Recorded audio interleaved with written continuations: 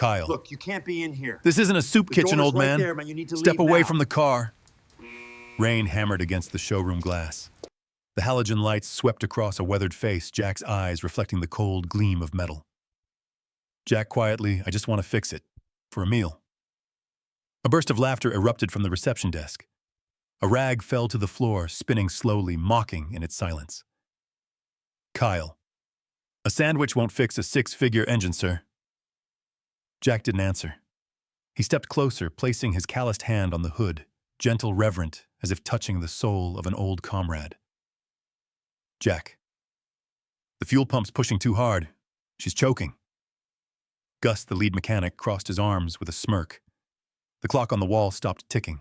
Time seemed to hold its breath. Abernathy, the dealership owner, emerged in a dark tailored suit, voice low and laced with disdain. Abernathy. All right, you fix it, you eat the best meal in town. If you can't, you'll scrub my showroom floor with a toothbrush. Jack nodded once. The small screwdriver changed hands. The light caught his fingers, the same hands that once gripped a wrench under fire. An ignition clicked. A cough. A choke. Silence. Jack, calmly, try again. The pressure needle dropped slightly. Jack adjusted a valve, his hand trembling yet steady. 1 beat. 2. Then a deep, warm roar. The engine came to life, pulsing like a heart rediscovering its rhythm. No one spoke. No one breathed. Only the sound of rain merged with the steady thrum of the revived machine, a quiet hymn of gratitude. Abernathy, whispering, How did you... Jack. I just listened. Voiceover, slow, solemn. If you believe that true courage doesn't lie in the sound of gunfire, but in the silence of those who've already walked through war, then subscribe to Brave Veteran Stories, where we preserve the memory, dignity, and quiet valor of our forgotten heroes. The engine fades. Rain carries on. The screen darkens into the soft blue of night, marking the beginning of The Ghost Mechanic. The service bay lay silent, lit only by a few flickering fluorescent bulbs. The cold light spilled across oil-stained tiles, catching the faint reflections of rain slipping through the doorframe. The wind crept in, carrying damp air and the faint scent of old steel. In that stillness, Jack sat alone on a stool, shoulders slightly hunched, both hands resting on his knees. He stared at his fingers, rough, trembling, calloused, the cracks packed with oil that clung like darkness, refusing to leave. On his left forearm, beneath thin, worn skin, the faded ink of the 173rd Airborne emblem could still be seen. He looked at it for a long time, not with nostalgia, but as a man facing judgment. A small piece of metal slipped from the workbench and hit the floor. The dry metallic sound cut through the air, waking ghosts he thought he had buried, rain pouring down mud, rising flames burning through the night, a shredded jeep sinking into smoke and blood. A voice once cried out. Medic, then vanished, swallowed by the gunfire and the wind. He remembered gripping the hand of a fallen comrade, feeling it slip away, weightless as sand. Jack opened his eyes and drew a labored breath. His left wrist pulled taut where an old scar still stretched, stitched long ago with parachute thread. He ran his fingers across it, slow and careful, as if afraid to hurt a part of himself that never truly healed. His voice came out barely above a whisper. Second chances. 2 simple words, heavier than confession. He wasn't speaking to anyone, only to the soldier still standing somewhere inside his memory. Outside, the rain thickened. The light from the showroom reflected across the window pane, blurring the words, Prestige Motors, until they dissolved completely in the wash of water. The room dimmed, the pale blue-white light falling softly over the old veteran's shoulders. He bent down, picked up a greasy rag, folded it neatly, and placed it on the table. It was a reflex discipline learned long ago from a life where order once meant survival. Behind the glass wall, Abernathy stood still, a glass of untouched whiskey in hand. His eyes followed the old man sitting quietly in the fading light. There was no pity in that look, only calculation. What Abernathy saw wasn't a veteran, but a tool, a resource, a story he could turn into profit. Jack could feel that gaze, but he didn't turn around. He lifted his head slightly, staring toward the window, where the office light cut across the glass, a thin line dividing 2 worlds. His voice was low, steady, almost weary. Let them think I'm just an old man who needs a meal. Then he bent again, opening his toolbox, arranging each wrench in its place. The sound of metal touching metal echoed softly, deliberate, steady, like the heartbeat of a man learning how to live again. Outside, the wind carried a distant rumble of thunder. The last light flickered once, then steadied, casting a faint halo around him, thin as the smoke of an old battlefield fading from memory. Jack sat there in silence, surrounded by oil rain and the remnants of a life that refused to fade. And behind the glass, Abernathy still hadn't looked away. In his mind, a plan was already taking shape. Jack didn't know it yet, but that quiet night drenched in rain and ghosts was the beginning of everything that was yet to come. Morning light poured through the tall showroom windows, the cold sun glinting off spotless tile. The room buzzed with voices, laughter, and the gleam of money. Amid the brightness, Jack sat quietly beside the open hood of a car, his worn hands wiping each part with slow, practiced care. His old jacket, once soaked through from the previous night's rain, had dried stiff, leaving behind the mingled scent of oil metal and stormwater. From the reception desk, Kyle watched him smirking. "So, magician, you want another sandwich gig?" he said, loud enough for everyone to hear. The others laughed. Footsteps echoed sharply across the polished floor, deliberate and mocking. A rag was tossed through the air, landing against Jack's pant leg, leaving behind a spreading wet mark, a quiet insult. Jack didn't respond. His gaze stayed fixed on the engine bay, where silver metal caught the light, reflecting a blurred image of his face. His hands trembled slightly, but his eyes did not. He looked into the machine as though the mockery around him had never existed. Gus, the stocky lead mechanic, folded his arms, sneering. "We've checked everything, old man. Nothing left to fix." Jack raised his head, his voice low, rough but steady. "You checked for flow," he said, "not for breath." The words hung in the air. For a moment, every sound died. The laughter stopped. Only the faint whir of the ceiling fan remained ticking softly, like a clock in a too-quiet room. Kyle blinked, trying to find his swagger again. "If you're that good, why are you still here, huh? Eating charity? Maybe you're not as good as you think, if you can't even keep a roof over your head." The tension thickened. The others glanced at one another, their grins faltering. Jack bent down, picked up the rag, folded it neatly, and placed it on the bench. The gesture was small, unhurried, but heavier than any retort. His face stayed calm, but in his eyes lingered the fatigue of a man who had once learned silence under gunfire, and now carried it into civilian life. A bright red poster on the wall caught his eye. Top sales of the month. The spotlight above made the signature gleam. Jack stared at it for a moment, then lowered his gaze. In the reflection of that glossy print, he saw another image superimposed, young faces laughing in mud-streaked uniforms, comrades long gone. Beneath them, faint handwriting blurred by time and water. "We fix what others can't." Footsteps echoed. Abernathy appeared at the doorway of his office, immaculate suit, cold eyes. He said nothing, just swept his gaze across the room, then to Jack before motioning curtly for silence. No words were needed. Authority filled the space like a sudden drop in air pressure. The laughter vanished completely. Jack remained seated as though untouched by the shift.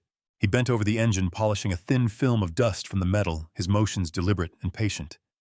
In his palm, a faint scar glimmered, a reminder of a bullet long ago.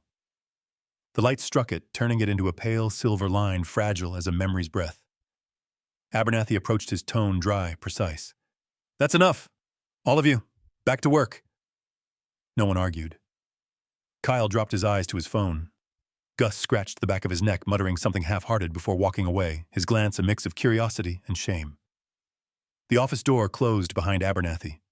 The thick glass divided two worlds, the outer one awash in white light, the inner one tinted with a faint amber glow. The room felt suddenly empty. Jack stayed where he was, hands resting on the steering wheel.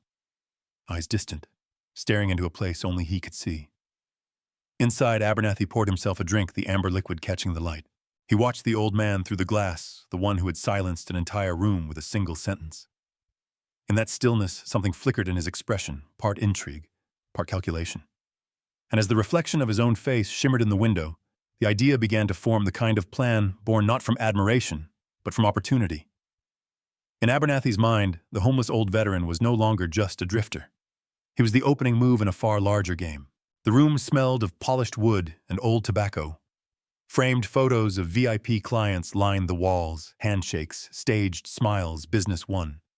The amber glow from a desk lamp brushed across the dark surface, where Abernathy sat, rolling a silver pen between his fingers, eyes calculating every move. Jack stepped inside. The door closed softly behind him, a sound neat and crisp, like a command given and obeyed. He stood upright, not taking a seat, his back straight as if he were still standing at attention in some long-forgotten barracks. Discipline had long outlived duty. Abernathy looked up, smiling with a mixture of civility and condescension. "You did what my young men couldn't," he said, tapping the pen against the desk. "A car fixed in an hour. I don't believe in miracles, but I do believe in value." Jack said nothing. His eyes wandered to a photo on the wall, Abernathy shaking hands with a Navy admiral, both smiling like men pretending to understand each other. A faint flicker passed through Jack's tired gaze, then vanished as quickly as it came.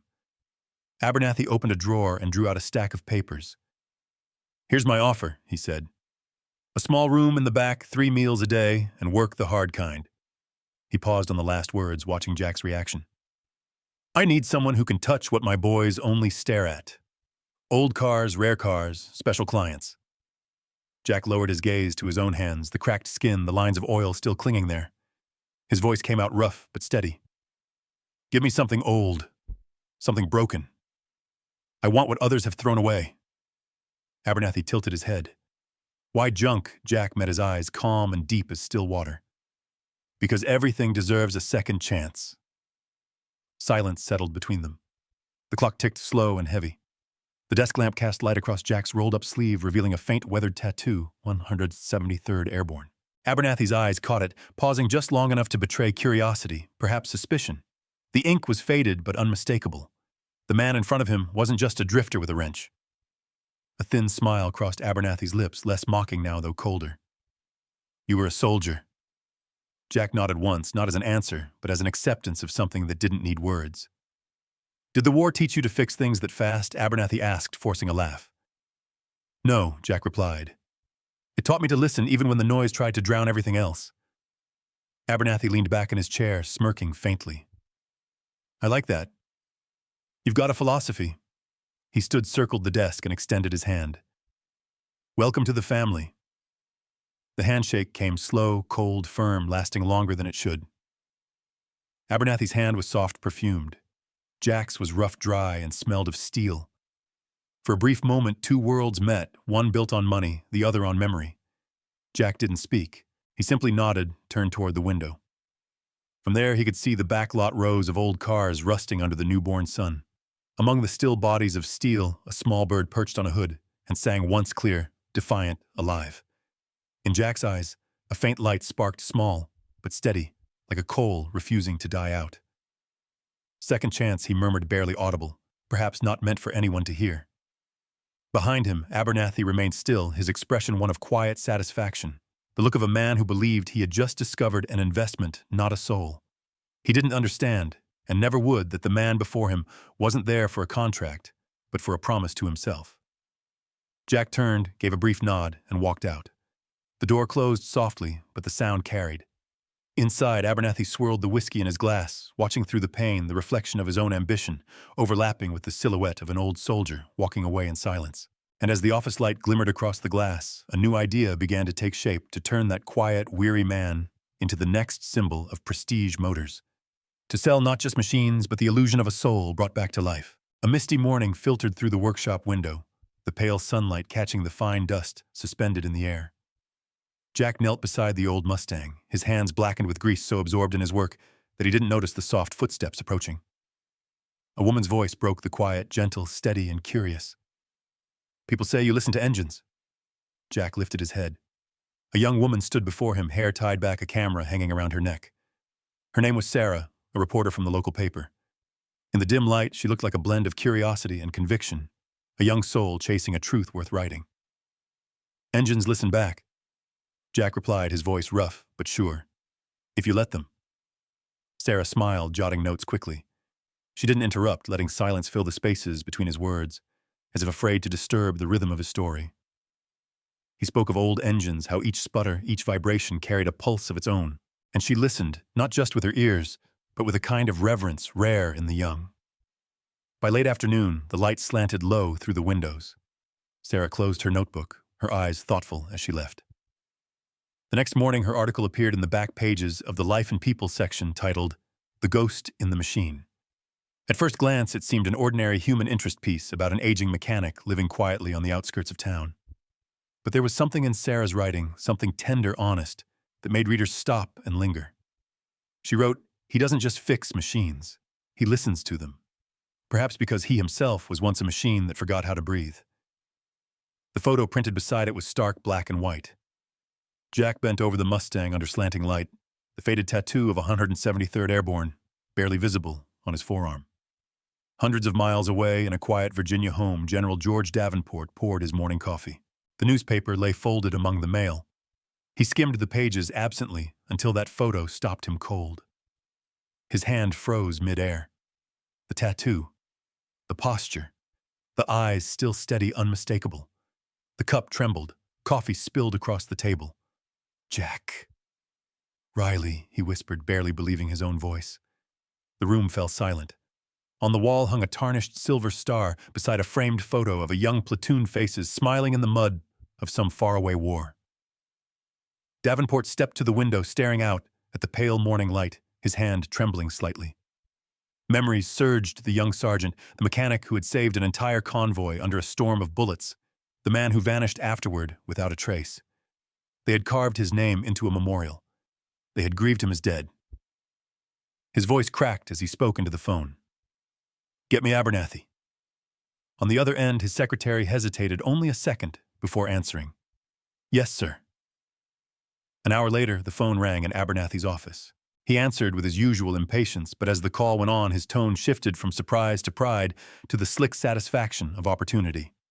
He hung up slowly, staring through the glass wall at the old man bent over an engine in the workshop, unaware that his quiet life was about to explode into noise. The news spread like wildfire. People from town began showing up first, a few curious onlookers, then dozens, then crowds. They came to see the man the paper called the ghost mechanic. They brought cameras, questions, admiration, dressed as fascination. Jack didn't understand what was happening. All he knew was that more broken cars began arriving, more strangers watching him work, more voices praising him for things he'd never sought. Abernathy, meanwhile, smiled behind his glass office wall. His entire career he had waited for a story to sell, and now he had one, a living legend, reborn from the ashes of war, carrying both tragedy and glory on his shoulders.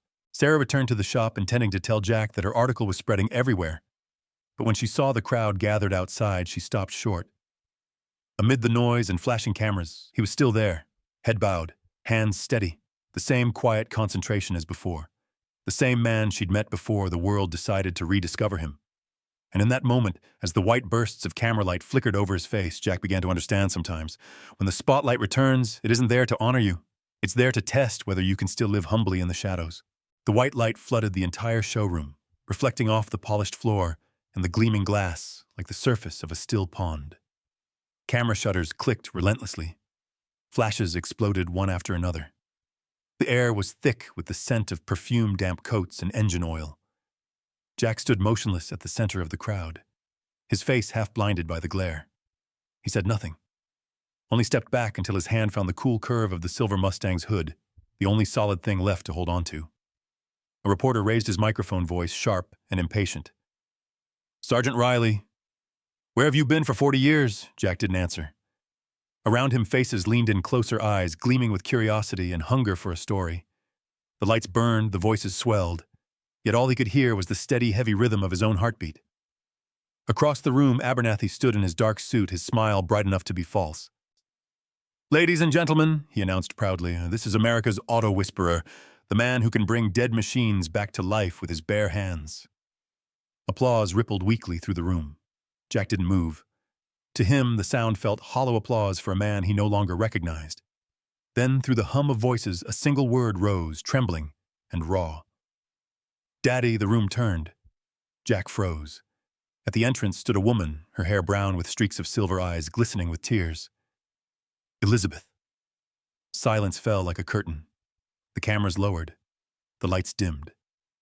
Jack stared at her as if trying to piece together a face from memory. The woman standing there was both a stranger and the child he had carried on his shoulders long ago. Elizabeth stepped forward, her voice breaking. "Why didn't you come home?" Jack lowered his head, his voice rough and small. "I didn't know how to." The words landed softly, but they shattered the air. Elizabeth's tears came faster. Her fingers trembled as she spoke again. "I thought you were dead. I believed it my whole life." Jack looked at her, guilt and sorrow etched deep into his face. I was dead, he said quietly, somewhere in the smoke and the gunfire, among faces I could never forget. It's just, today I'm learning how to breathe again. The room stayed still. The crowd, the banners, the lights, all of it faded into a kind of reverent quiet.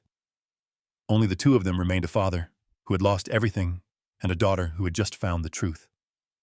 From Jack's pocket, an old photograph slipped free and drifted to the floor. He bent to pick it up.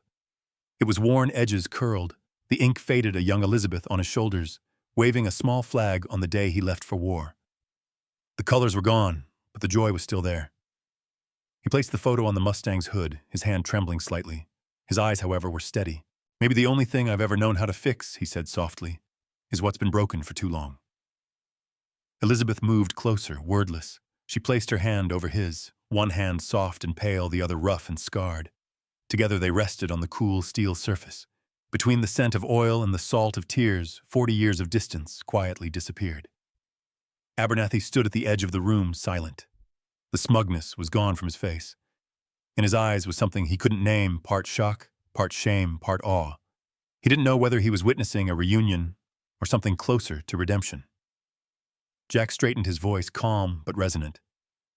I'm not a legend, he said. I'm just a man who lost his way for too long. No one spoke.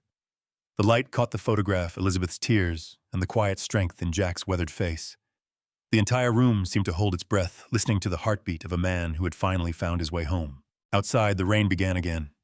Its rhythm blended with the soft, steady hum of the Mustang's engine, the sound of a soul learning to live once more. And that night, when the showroom finally emptied, Abernathy sat alone in his office, staring through the glass at the place where father and daughter had stood. A thought crossed his mind that maybe what truly needs fixing isn't the machine, but the human heart itself. Yet for Jack, that night wasn't about fame or rebirth. It was the quiet beginning of redemption, a soldier's journeys to buy back his own freedom. Abernathy's office glowed under warm lamplight, the scent of polished wood mingling with the faint trace of whiskey still hanging in the air. Jack stood in the center of the room, his face etched with the lines of time, his eyes calm, almost cold. On the desk before him, he placed a small wooden box. When he lifted the lid, the light fell across two medals, the Purple Heart and the Distinguished Service Cross. Their ribbons were frayed, faded by age, yet they still shimmered with a quiet kind of glory. I've come to buy myself back. Jack said, his voice rough but steady. Abernathy sat behind his desk, frozen for a few seconds. He stared at the medals as if he couldn't decide what emotion to show. Buy yourself back? What are you talking about? Jack raised his eyes. The Mustang will be yours. Then I leave. Abernathy frowned. You're walking away right when you could become a legend, Jack. The whole country knows your name. I can make you immortal. Jack smiled a small, weary smile. I've been a legend before. It didn't save anyone. He reached into his coat pocket, pulled out a folded paper, and laid it beside the box. This is all I want. The title to Sarah's old pickup, a few tools, and my freedom.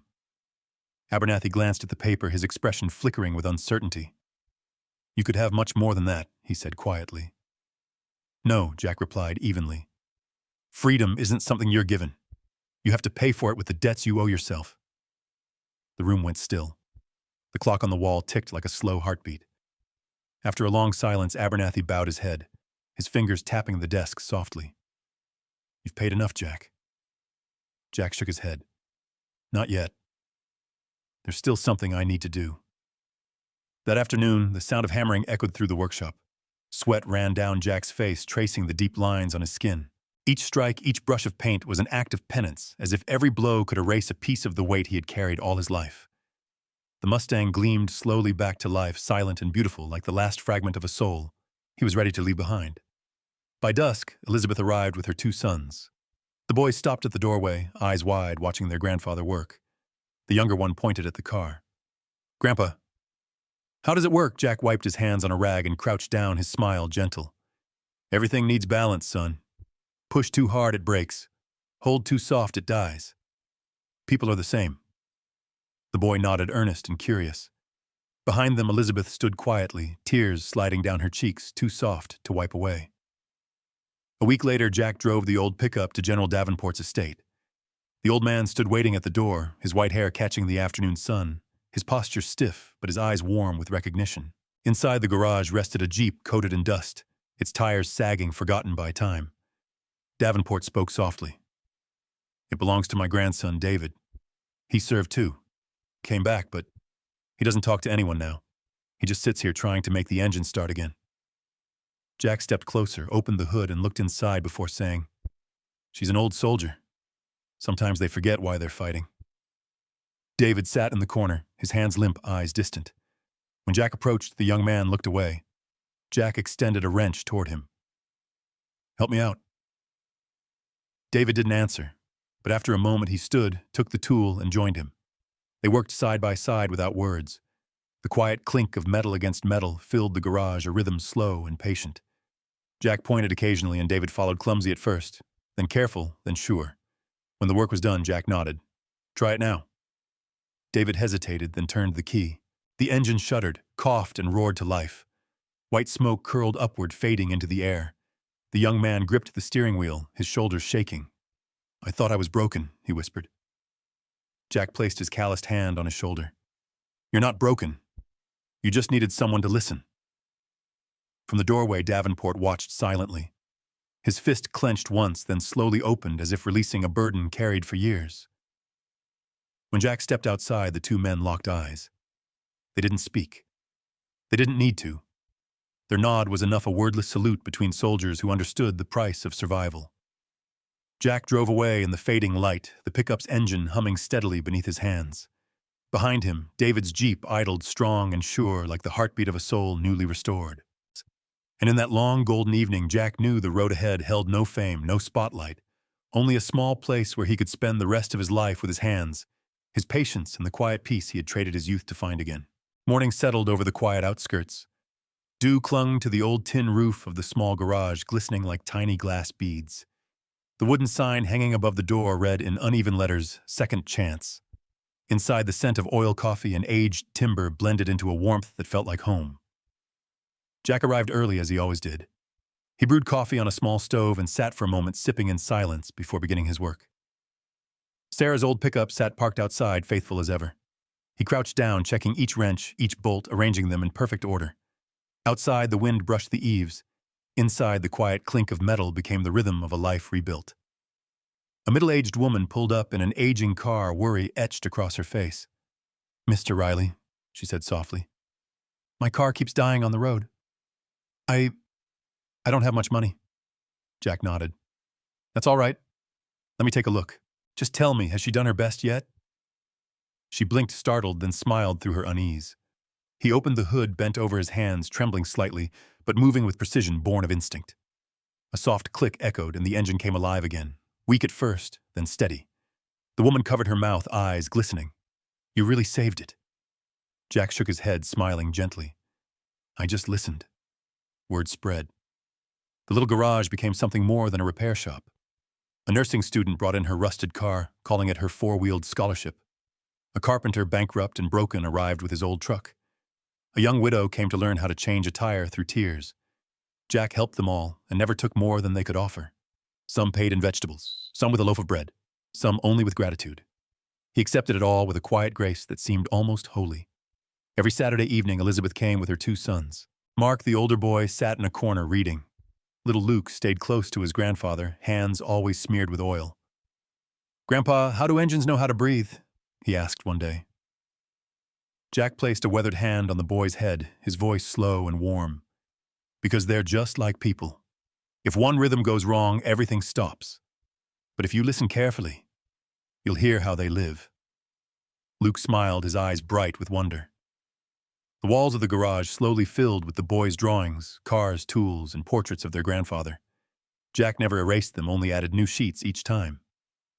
Elizabeth watched him in silence, realizing that for the first time in her life, her father looked at peace. The man who had once wandered without direction had finally found a home and a purpose. One autumn afternoon, a black sedan stopped outside the shop. A man in uniform stepped out, older, dignified, with the posture of someone still tied to duty. "General Davenport wishes to see you again, Mr. Riley," he said quietly. "Not about the past, but a personal favor." Jack nodded, asking no questions. The next day, he arrived at the general's quiet home. In the back garage, David sat beside the Jeep, his hands stained with grease, his face calm, eyes alive again. Jack smiled. "Good," he said softly. "Keep that heartbeat steady. Don't let it fade." General Davenport shook Jack's hand, his tired eyes warm. "Thank you," he said. "He sleeps now, for the first time in years." Jack's smile deepened, faint, but true. "So do I." When he returned to Second Chance, the sun was dipping low. Elizabeth and the boys were waiting. Luke ran out, waving a new drawing, a silver car, and beside it, his grandfather bending with a smile. Jack knelt down, resting his hand gently on the boy's head. "Well done, Luke," he said. "You know, if you can keep everything in balance, the whole world will start running again." Dusk deepened quickly. The silhouette of the old veteran melted into the orange glow over the concrete. Around him, children laughed, an engine purred. Life hummed quietly onward. No noise, no war, just the steady rhythm of things repaired and reborn. That night, a thin boy appeared at the door, clothes-worn helmet in hand. "Sir," he said softly, "can I fix this bicycle for a meal?" Jack looked at him silent for a long while. In that fragile pause, he saw himself 40 years earlier, tired, lost, but still holding on to dignity with a single question. He smiled, took a clean rag, and tossed it toward the boy. "You don't need to fix it for a meal," Jack said, his voice low and kind. "But if you'd like, we can fix it together. Then we'll eat." The two of them disappeared into the soft glow of the garage. The yellow light spilled through the frosted window, glinting off the oil stains on the floor, like streams of memory that never dried. And as the quiet hum of the engine filled the night, Jack understood he hadn't just been fixing machines.